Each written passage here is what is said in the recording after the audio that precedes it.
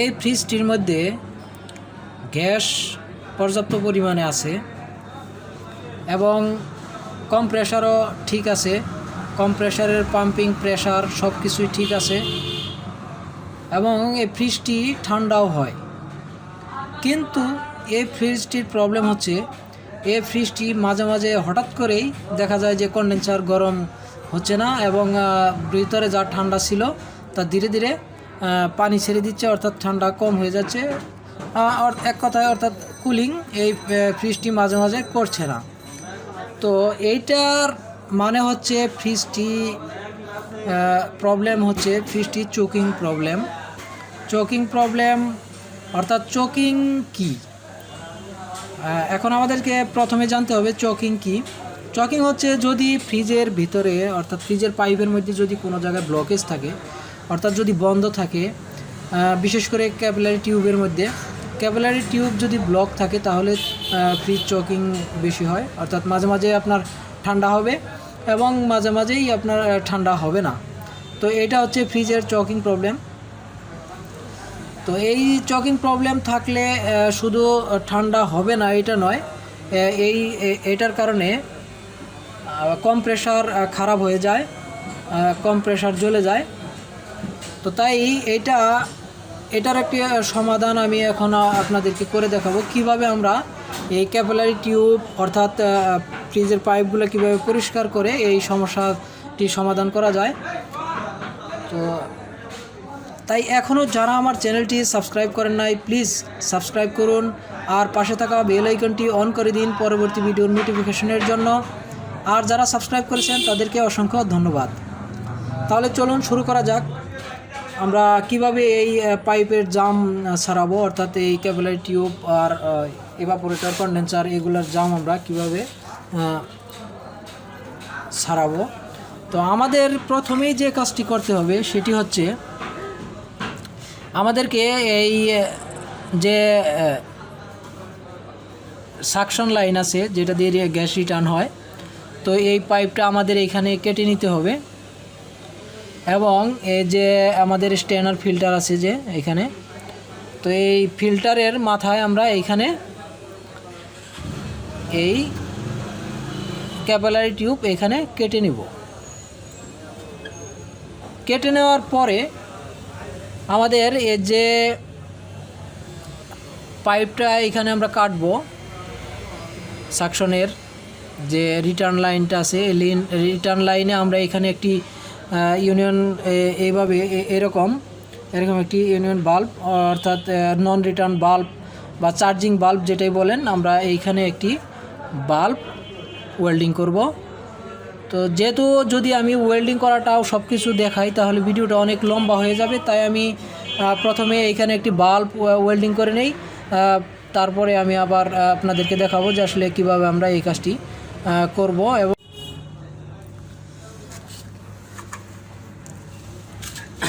এখন দেখেন আমি এইখানে যে সাকশন লাইনটি ছিল অর্থাৎ যে লাইন দিয়ে গ্যাস কম্প্রেসার রিটার্ন আসতো, তো ওইখানে আমি একটি নন রিটার্ন বাল্ব অর্থাৎ চার্জিং বাল্ব যে ইউনিয়ন আমি লাগিয়ে নিয়েছি। তো আর এই ফিল্টারের কাছ থেকে স্টেনার ফিল্টারের কাছ থেকে আমি ক্যাপিলারিটি কেটে নিয়েছি। তো এখানে আপনারা খুব ভালোভাবে এই ক্যাপিলারিটি কাটবেন যাতে ক্যাপিলারির হোলটা ভালোভাবে থাকে, অর্থাৎ যেন পাঞ্চ না হয়।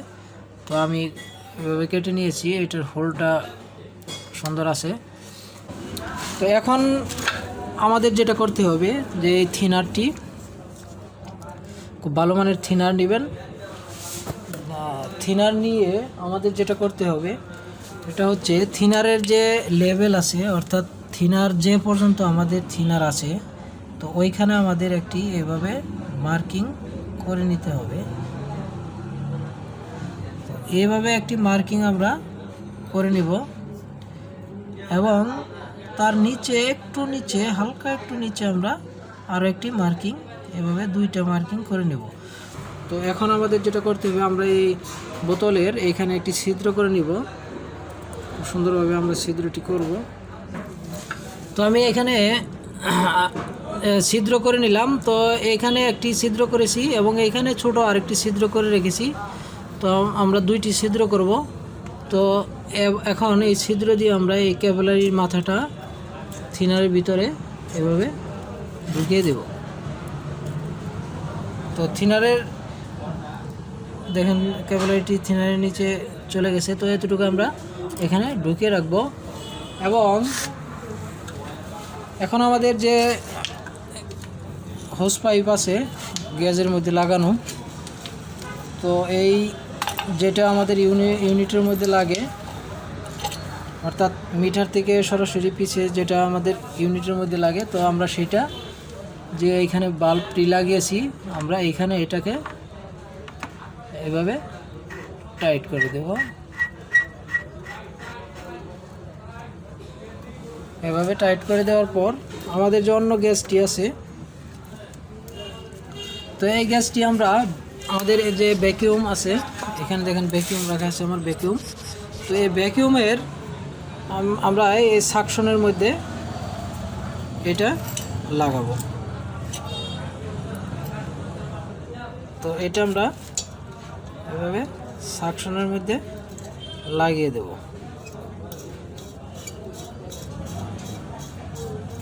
তো আমাদের ভ্যাকিউমের ডিসচার্জ হচ্ছে এদিকে এইটা। তো আমরা ডিসচার্জে লাগাবো না, ডিসচার্জে আমরা সাকশনের মধ্যে লাগাবো। এবং এটা আমরা গ্যাসের যে বাল্বটি আছে বাল্বটি আমরা টাইট করে রাখবো। তো টাইট করে রাখার পর আমাদের যেটা করতে হবে, আমরা এখন এই আমার ভ্যাকিউমটি চালু করে নিব। তো এখন আমরা এই ভ্যাকিউমটি চালু করব।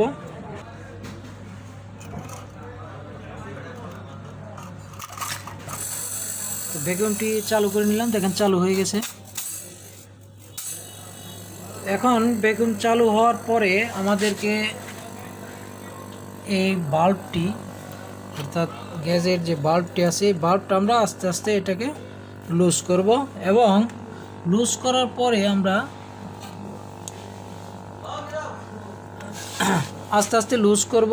লুজ করার পরে আমরা এই থিনারের লেভেলের দিকে লক্ষ্য রাখব যে আসলে থিনার ভিতরে যায় কিনা। যদি আমরা লুজ করি, আমি একটু একটু লুজ করে দেখব যে থিনার ভিতরে যায় কিনা। দেখেন থিনার ভিতরে যাচ্ছে আস্তে আস্তে। তো থিনারটি খুব আস্তে আস্তে টানছে, অর্থাৎ লেভেলটি কমে নিচের লেভেলের দিকে যাচ্ছে। তো নিচের যে মার্কিংটা আছে ওই পর্যন্ত চলে গেছে। এখন আমরা এই বাল্বটিকে আটকে দেব যাতে আর ভিতরে না টানতে পারে। যদি বেশি থিনার ভিতরে চলে যায় তাহলে হয়তো আবার বের করতে সমস্যা হবে। এখন আমাদের যেটা করতে হবে সেটা হচ্ছে আমরা যে হোস পাইপটি সাকশনে লাগিয়েছিলাম, তো এটা আমরা ভ্যাকিউমের ডিসচার্জে লাগাবো। তার আগে আমরা এই বাল্বটি খুলে নেব, লুজ করে নেব। লুজ করে নেওয়ার পর আমরা এটাকে এখানে টাইট করে দেব। টাইট করে দেওয়ার পরে আমাদেরকে দেখতে হবে যে এখানে আসে কিনা। দেখেন এখান দিয়ে ময়লা সহ হাওয়া বের হচ্ছে, অর্থাৎ অনেক ময়লা ছিল সেই ময়লাগুলো বের হয়ে যাচ্ছে।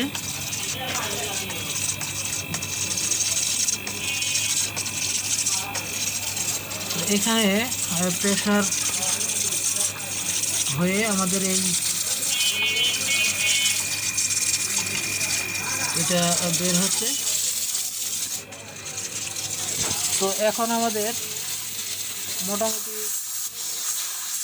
মোটামুটি কমপ্লিট হয়ে গেছে। এখন আমরা আবার এই পাইপটি আমরা এই কম্প্রেসারের এখানে লাগাবো, সাকশনে লাগাবো, যাতে আবার কিছু থিনার ভিতরে যায়। তো কম্প্রেসারের সাকশনে আমরা আবার লাগিয়ে দিলাম। তো আমাদেরকে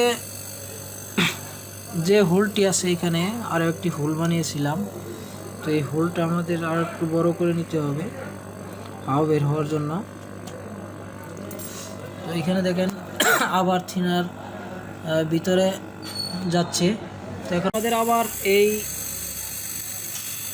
ডিসচার্জ থেকে লাইনটি খুলে, সাকশন থেকে লাইনটি খুলে আমরা আবার এই ডিসচার্জে লাগাবো। লাগানোর পরে আমরা এখানে লক্ষ্য করবো যে আসলে হাওয়া আসছে কিনা। তো এখান দিয়ে দেখেন হাওয়া আসছে এবং হাওয়ার সাথে সাথে কিছু ময়লাও ক্যাবিলারি থেকে বেরিয়ে আসছে।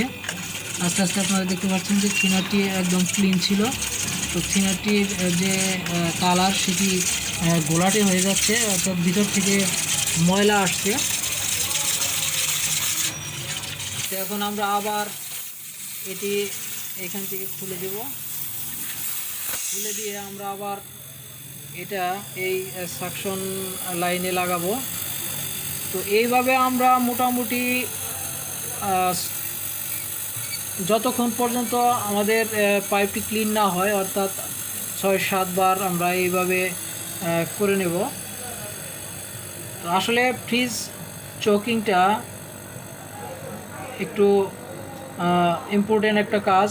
এটা আসলে অনেক সময় আমরা বুঝতে পারি না যে আসলে ফ্রিজ কেন মাঝে মাঝে ঠান্ডা হয় আবার ঠান্ডা হয় না। তো আসলে এই ক্যাপিলারি জাম হওয়ার কারণেই এই সমস্যাটি হয়ে থাকে এবং কন্ডেন্সার বা অন্য পাইপ ইভাপোরেটর পাইপ জাম হওয়ার কারণেও হতে পারে। তো বেশিরভাগ ওই ক্যাপিলারি জাম হওয়ার কারণে এটা হয়ে থাকে। তো এখন আমাদের যে এখানে আমরা কেটে নিয়েছি, তো পুরা এখানে আমাদের কম্প্রেসার এবং কন্ডেন্সার থেকে আমাদের এই পাইপগুলো আলাদা করে নিয়েছি, অর্থাৎ ক্যাপিলারি এবং ইভাপোরেটর এই দুইটা পাইপই এখানে আছে।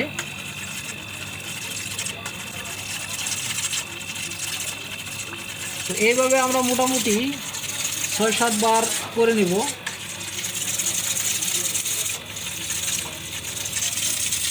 তো এখানে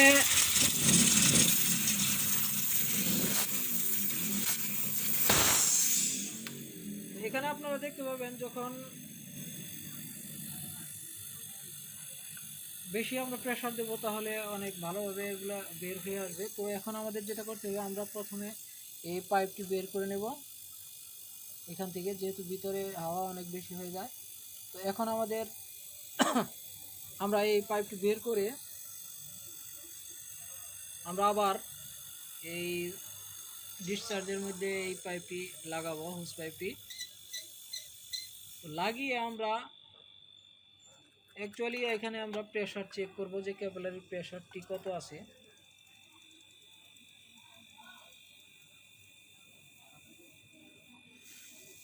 দেখেন ওইখান দিয়ে হাওয়া বের হচ্ছে।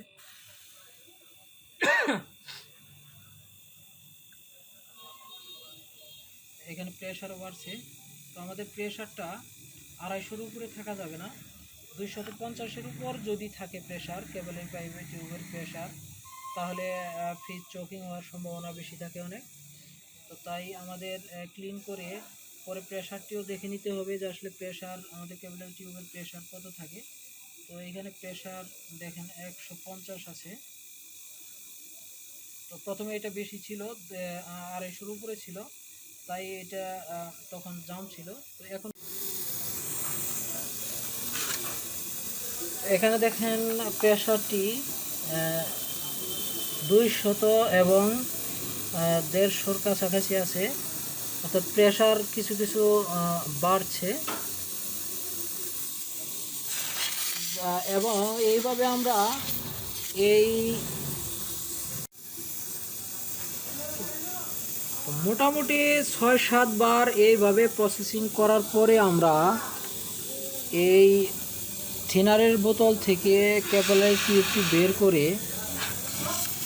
বের করে আমরা 15 থেকে 20 মিনিট এইভাবে আমরা ভ্যাকিউম দিয়ে চালাতে থাকবো, যাতে যে থিনারটা ভিতরে গিয়েছিল, অর্থাৎ যে থিনারগুলো হয়তো ইভাপোরেটরের মধ্যেও কিছু থিনার চলে গিয়েছিল, সেটা যাতে হাওয়ার সাথে মিশে বের হয়ে পুরো পাইপটা ক্লিন হয়ে যায়।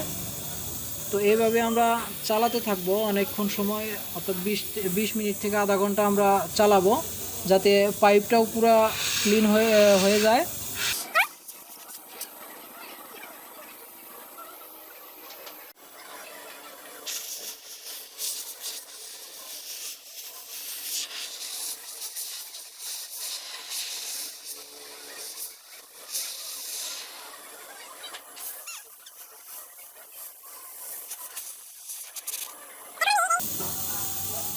তো এখন আমি মোটামুটি 20 মিনিটের মতো এটা চালিয়ে নিয়েছি। এখন আর এটা দিয়ে কোনো থিনার বের হবে না, অর্থাৎ ভিতরে যত থিনার গিয়েছিল সেই থিনারগুলো হাওয়ার সাথে মিশে বের হয়ে গেছে। তো এখন আমাদের যেটা করতে হবে, এই প্রসেসিং শেষ হওয়ার পরে আমরা এই হোস পাইপটি আমরা এখান থেকে খুলে নেব। খুলে নিয়ে আমাদের যেটা করতে হবে, আমরা এটা আবার ভ্যাকুয়ামের ডিসচার্জে লাগাবো, সাকশনে লাগাবো। আমরা এটাকে আবার সাকশনে লাগাবো। সাকশনে লাগানোর পরে আমরা যে এন্টি ময়েস আছে, তো এইখান থেকে আমরা কমসে কম 2টি এন্টি ময়েস আমরা এই ক্যাপিলারির মধ্যে দিয়ে দেব। তোমরা এটা এইভাবে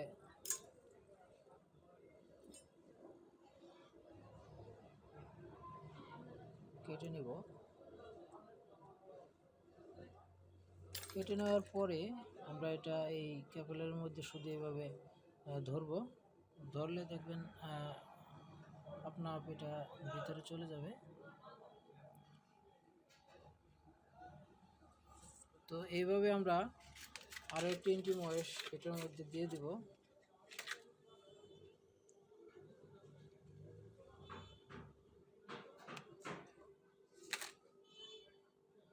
এখানে শুধু ভিতরে দিয়ে এভাবে ধরে রাখবেন, এন্টি ময়েসটি টেনে নিয়ে যাবে।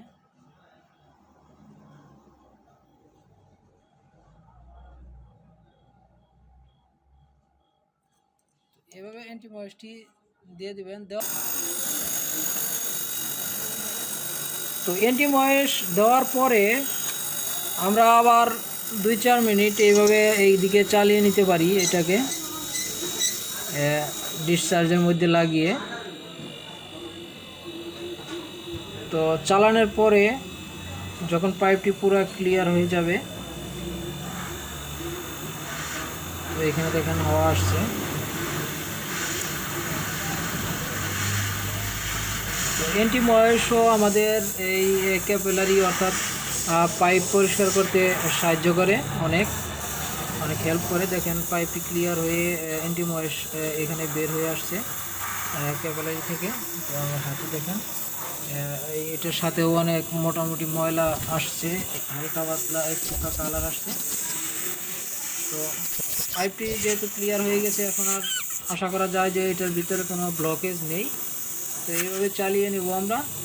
তো মোটামুটি আমাদের এই ক্যাপিলারি ক্লিন করাটা কমপ্লিট। তো এখন আমরা এই ভ্যাকুয়ামটি বন্ধ করে নেই। ভ্যাকুয়ামটি বন্ধ করে নিলাম। তো যেহেতু ফ্রিজটি ব্লকেজ ছিল, আমরা এইটার সব এরপরে আমরা পাইপগুলো সব ফ্লাশিং করে নিব। এবং সর্বপ্রধান কাজ যেটা, সেটা হচ্ছে আমাদেরকে এই স্টেনারটি চেঞ্জ করে দিতে হবে। অর্থাৎ হয়তো স্টেনারের মধ্যে কোনো সমস্যা ছিল বা স্টেনার খারাপ হয়ে গেছিলো, এই কারণেই হয়তো এটার ভিতরে ক্যাপিলারির ভিতরে ময়লা চলে গিয়েছিল। তো আমরা তো এটা অবশ্যই চেঞ্জ করে নেব। তো চেঞ্জ করে পুনরায় আমরা এইভাবেই ফ্লাশিং করে আমরা এটার মধ্যে গ্যাস চার্জ করব। আশা করা যায় যে আর কোনো সমস্যা এটার মধ্যে হবে না। তো এইভাবেই সাধারণত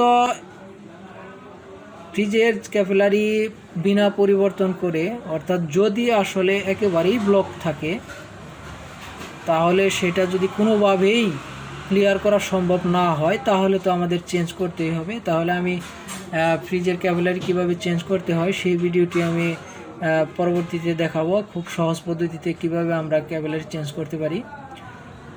তো যদি সামান্য পরিমাণ হোলও থাকে ক্যাপিলারির ভিতরে, তাহলে অবশ্যই এই পদ্ধতিতে খুব সুন্দরভাবে ক্যাপিলারি আমরা ক্লিয়ার করতে পারবো। যদি ভিডিওটি ভালো লাগে তাহলে অবশ্যই একটি লাইক দিবেন, আর অন্যকে দেখার জন্য শেয়ার করে দিবেন। আর যদি কোনো কিছু জানার থাকে অবশ্যই কমেন্টসে লিখবেন, আমি উত্তর দেওয়ার চেষ্টা করব। তো আজকে এই ভিডিওটি এই পর্যন্তই। ভিডিওটি দেখার জন্য সকলকে অসংখ্য ধন্যবাদ।